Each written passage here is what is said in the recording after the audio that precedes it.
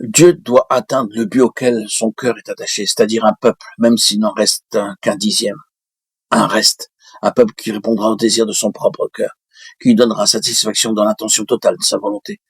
Pour qu'il l'obtienne, nous devons voir. Et ce qui doit être vu, qui fera tout le reste, c'est le Seigneur. Nous devons voir le Seigneur. Comme ce passage d'Ésaïe le rend très clair, c'est voir la sainteté. Quand nous voyons la sainteté, nous voyons la lèpre là où nous n'aurions jamais suspecté, aussi bien en nous que chez les autres. Lorsque nous avons vu le Seigneur, nous voyons l'état réel des choses en nous et autour de nous. En ce même du peuple de Dieu, c'est le besoin. Voir le Seigneur afin de nous acheminer vers ce but auquel il nous presse.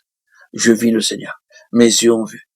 Quel est le résultat? C'est la révélation à nous-mêmes de ce que nous sommes en nous-mêmes, mais aussi la révélation de l'état spirituel autour de nous. Quand nous avons vu le Seigneur, nous nous écrions « Je suis perdu ». Si vous regardez la signification de ce mot « perdu », vous trouverez que cela veut dire juste ici « Je suis digne de mort ». C'est la signification exacte du mot hébreu dans ce texte, digne de mort. Je suis digne de mort. Vous et moi, nous verrons le besoin d'être unis à Christ dans sa mort. Si nos yeux sont ouverts pour voir le Seigneur, pour voir qu'il n'y a rien d'autre à faire. C'est le seul chemin.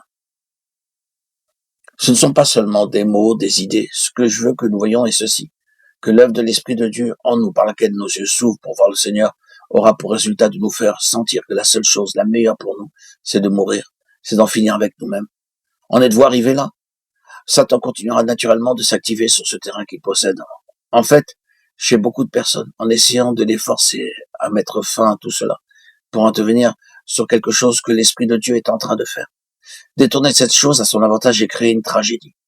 Restons dans le domaine spirituel et reconnaissons que le Seigneur travaillera en nous pour sa propre gloire et pour de glorieuses possibilités en nous amenant à la place où nous sentons profondément et terriblement que la meilleure chose pour nous, c'est de mourir.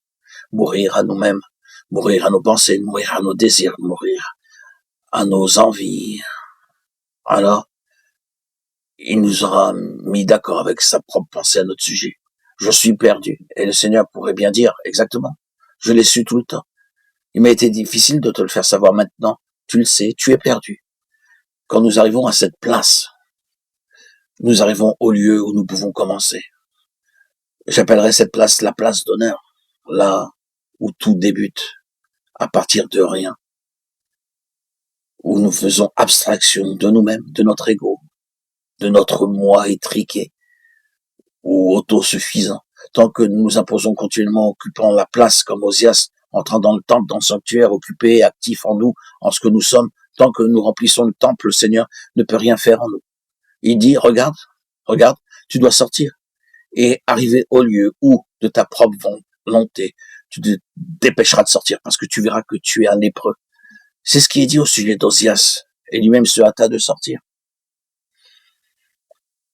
À la fin, il réalisa que c'était pas un lieu pour lui.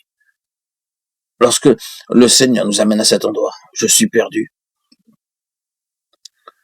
Ce n'est pas ma place, alors il peut commencer du côté positif. Il y a un chemin ouvert. Voir est une chose terrible et pourtant extrêmement nécessaire. L'aboutissement est une chose très glorieuse. Puis vint la commission.